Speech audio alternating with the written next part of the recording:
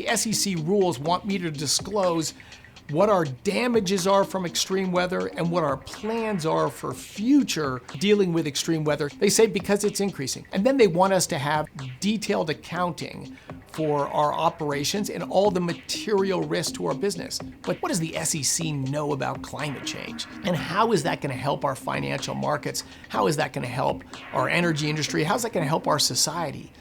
This is Chris Wright, U.S. Energy Secretary and former CEO of Liberty Energy, one of the leading oil field services companies in the United States. Liberty Energy primarily focuses on hydraulic fracturing, or fracking, for the extraction of oil and natural gas. According to Chris, it uses advanced technology to minimize environmental impact and enhance the efficiency of its fracking process. None of this is driven by regulation. This is just our company wanting to get better and our customers wanting to get better. Lower cost operations by burning natural gas, cleaner operations driven by natural gas, and lower greenhouse gas emissions, all driven by competitive forces in the marketplace, nothing to do with regulation. Liberty Energy is a publicly traded company, and the Securities and Exchange Commission already mandates a set of complicated and highly specific financial disclosures that they are required to give their shareholders. But in March of 2022, the SEC introduced a rule requiring publicly traded companies to provide new disclosures to shareholders in addition to existing financial reports. Companies must now detail greenhouse gas emissions, environmental targets, and risk management strategies for addressing climate change. Today, investors increasingly want to understand the climate risk of the companies whose stock they own or might buy. So why am I talking about climate risk? Simple, because investors are. But the news has not been welcome for many companies, including Liberty Energy. On a broader scale, the rule has divided legal scholars, environmentalists, and business people alike. Will it actually reduce climate change? How might this rule impact companies? And most importantly, does the SEC have the authority to create this rule?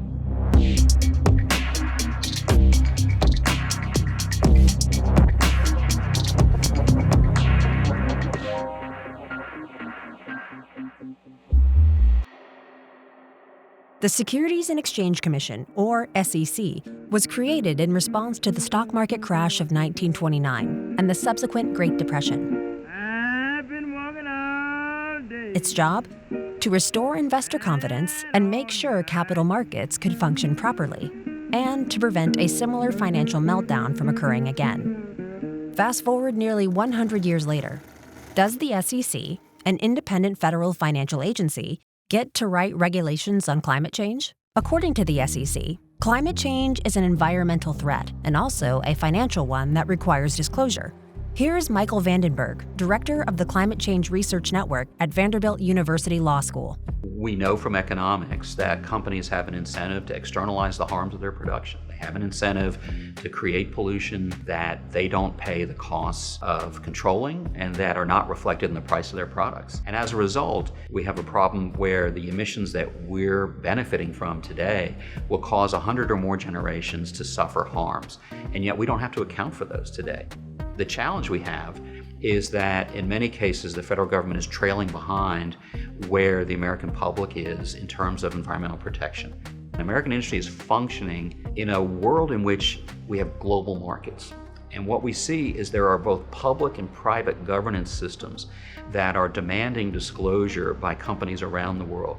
And to be globally competitive right now, you can't ignore those measures. Michael Girard, professor of professional practice at Columbia Law School, agrees. The SEC climate rule essentially requires corporations to publicly disclose what their greenhouse gas emissions are and the financial risks they face. But most of the greenhouse gas emissions come directly or indirectly from the private sector. It's the private sector that extracts oil and gas and coal, that runs power plants, that manufactures motor vehicles. And so the behavior of corporations is essential to looking at the climate problem. Europe has already adopted strong climate disclosure regulations, and those are being phased in over the next several years. And for years, there have been voluntary climate disclosures that many companies have made. And there's a whole variety of unofficial protocols and reporting services that have emerged. but they're all different from each other. They have different definitions and parameters. They're voluntary, they're not enforceable. The SEC rule and the California laws would make these disclosures uniform and mandatory. But opponents of the rule don't see it this way. A total of 9 lawsuits have been filed against the SEC by various stakeholders, including energy companies, business associations, and several attorneys general. These lawsuits argue that the SEC is stepping far outside the boundaries of its federal mandate with this rule, which not only imposes undue burdens on businesses, but will likely actually hamper efforts to curb climate change. Liberty Energy is one of these litigants. Climate change is real. It's having impacts. We are increasing greenhouse gas emissions that absorb infrared radiation that are helping warm the planet. The problem is it's hard to stop it because the energy sources that make the world go round today emit these greenhouse gas emissions. But what is the scale of those impacts compared to malnutrition, compared to not having enough energy to clean your own home, to not have enough energy to educate your children, to have motorized transport? 7 billion people consume a fraction of the energy we all consume. And because of that, their life opportunities are dramatically less. They're hand washing their clothes, they're breathing dirty air, they don't have easy access to modern medicine, their kids are all not getting educated, they don't have light when it gets dark at night. Energy matters for everything in your life and for everything in everyone's lives. And everything in life has trade-offs, acknowledged or not. If we produce less oil and gas in the United States, it just means it's going to come from somewhere else. Do you think they have lower greenhouse gas emissions in producing oil and gas in Venezuela or Nigeria or Iraq or Iran than we do in the United States? In fact, we know they're meaningfully higher. The SEC placed a voluntary stay on the new rule on April 4, 2024, but litigation is still ongoing. The central issue is this: to what extent can federal agencies, which derive their authority from Congress, make rules that significantly change American policy without explicit congressional permission?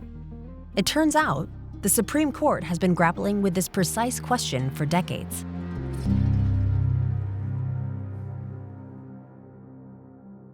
Luke Wake is a lawyer with the Pacific Legal Foundation, a pro bono law firm which is one of the litigants taking the SEC to task over this new rule. The Supreme Court has always recognized that Congress has to delegate sometimes in order for the executive branch to carry out Congress's goals. But it's a different matter when a delegation gives open-ended powers to the executive branch to just make whatever rules it deems fit. That's when you run into a non-delegation violation. The non-delegation doctrine is a legal principle that comes from a 1928 Supreme Court decision called J.W. Hampton Jr. and Company versus United States. This decision prevented Congress from handing off its lawmaking powers to executive agencies, stating that if Congress did delegate power, it needed to provide clear guidelines for how that power should be used. If SEC can get away with taking that language and stretching it elastically to get out all sorts of issues that have nothing to do with the sort of financially relevant information that Congress was clearly concerned about, then that violates the non-delegation doctrine, because at that point, they are free to make law.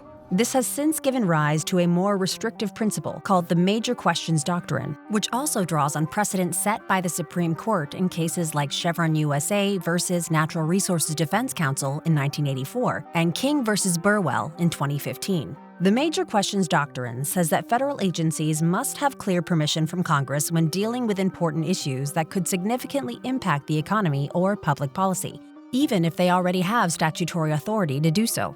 Does the new SEC rule violate the non-delegation and major questions doctrines? Legal experts are split. My view is that the SEC rule does not violate the major questions doctrine.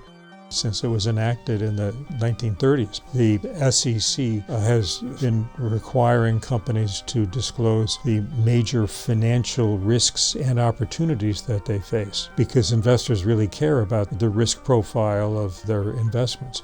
Climate change is indisputably a major financial risk to many companies, so it fits squarely within the requirements of the securities laws of the 1930s to require companies to disclose this kind of financial risk. Since 1984, federal agencies have relied on a principle called the Chevron Doctrine. which comes from the Supreme Court case Chevron USA versus Natural Resources Defense Council. This doctrine gave agencies broad leeway to interpret statutes as they saw fit when these statutes might be ambiguous as to how they applied in specific cases. In the 2024 Supreme Court case Loper-Bright Enterprises versus Raimondo, the Supreme Court overruled that doctrine. Loper-Bright is a sea change, and it ended a 40-year experiment with letting federal agencies decide the scope of their own powers. That never made any sense, because it's always been, in our constitutional system, the role of the courts to decide what the law is. And so, Loper-Bright merely restored us to that proper mode of analysis.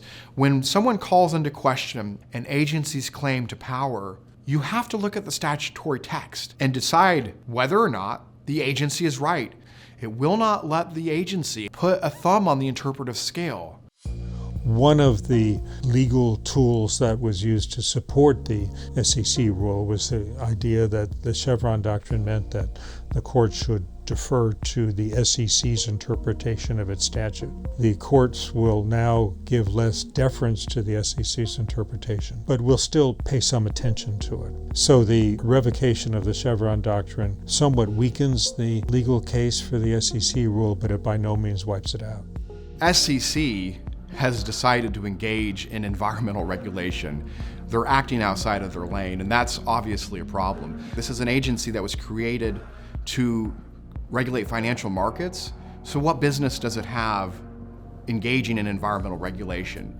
Congress hasn't passed a single major new environmental law since 1990.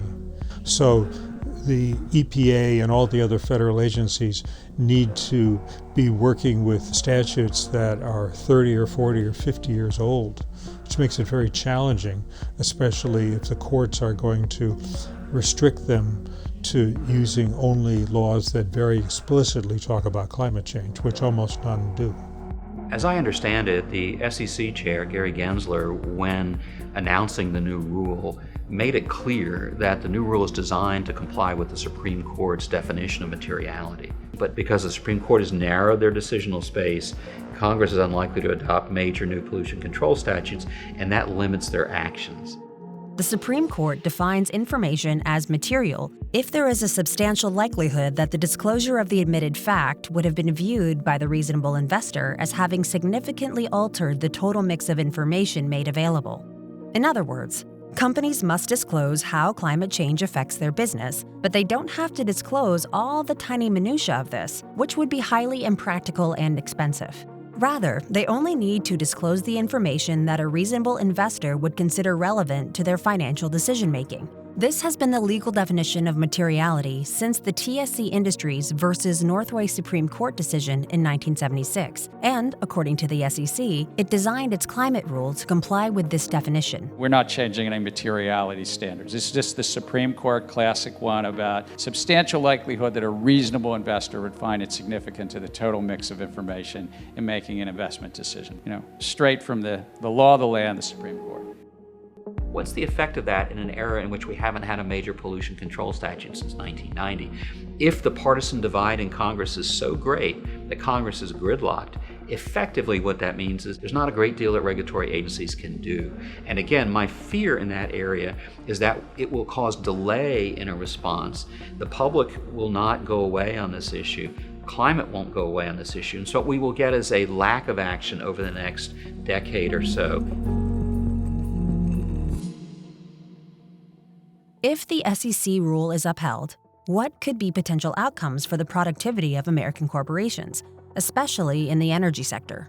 On the other hand, if the Supreme Court finds that the SEC overstepped its authority, would that lead to negative environmental consequences? So I grew up here in suburban Denver, about 10 miles from where we're sitting. When we moved here in the early 1970s, we had the brown cloud. For 100 days a year, you could not see those mountains from here in Denver due to pollution. So air quality just dramatically worse when I was a kid. And I remember reading, and even in our environmental studies class in junior high, they said, environmental impact is wealth times population. So heck, we want the world population is growing, we're getting wealthier. This is only going to get massively worse. Well, since then, the population of Denver is nearly quadrupled, massively wealthier, massively more cars on the road, massively bigger city, and the air is dramatically cleaner. The pollutants have declined 99% in 50 years, 60 years. That's incredible technology. The answer to most problems of impact is technology and a sober evaluation of trade-offs. And I think the SEC climate rule ultimately will reduce US oil and gas production and displace a little bit more of that production overseas, again raising greenhouse gas emissions. A funny outcome from an SEC climate rule. There's an old saying that you can't manage what you don't measure. The SEC rule requires measurement and disclosure of the greenhouse gas emissions. That's important not only externally, but also internally, because once companies realize what their emissions are, what the sources are, they're better able to control them. We've seen in other areas, like something called a toxic release inventory, that when companies had to publicly disclose after measuring what their emissions were of various toxic substances, they realized there's something I can do about that. And companies then found ways to reduce their toxic emissions. Our hope is that the same kind of thing will happen here. Additionally, these disclosures are going to become a source of outside pressure. Investors that care about environmental impacts, such as the large pension funds, will put pressure on the companies they invest in to lower their greenhouse gas emissions, and may say they're not going to invest at all in companies that either don't measure and disclose their emissions or have emissions that are much higher than those in other sectors. We are already seeing that the voluntary disclosures that many companies do are having an effect on the way companies manage their energy supply and energy use and greenhouse gas emissions. There will be much more of this with new mandatory laws coming into effect. If any agency was going to sort of naturally address climate change, one would think it's the Environmental Protection Agency. But of course, EPA only has the authority that Congress has given it, say, under the Clean Air Act. But the Supreme Court has made very clear now in repeated cases that climate change is such a consequential issue that if there's going to be regulation to address climate change, that has to come from Congress, not from an agency. But there is this movement afoot of people who think that if Congress isn't doing what I think Congress ought to do, well, we should just go around Congress and just find a way to get it done. That's a really dangerous proposition. If you go around Congress to get at an issue that you personally think is important, you have to remember you're setting a dangerous precedent and you're eroding the foundations of our democratic system. What I wish people understood is that the climate threat is serious enough that we can't dismiss the need to act quickly. And the history of inaction by Congress on pollution control statutes since 1990 suggests to me that a major new pollution control statute is not right around the corner when it comes to climate. And so if you're running a company, if one administration insists that the climate is not a problem and pulls us out of the Paris Agreement, and then the next administration comes in, puts us back in the Paris Agreement, and adopts rules. And we could see this swinging pendulum going on for quite a while. Do you respond with each administration as it changes, or do you try to have a long-term perspective? In my view, because the climate problem isn't going away, one of the worst things that American business can do is to be left in a place where it's the high carbon actor as compared to other actors around the world. And so I think to position American business in the best way possible, what we need to do is address the climate problem with our eyes open and use both public and private measures to do that.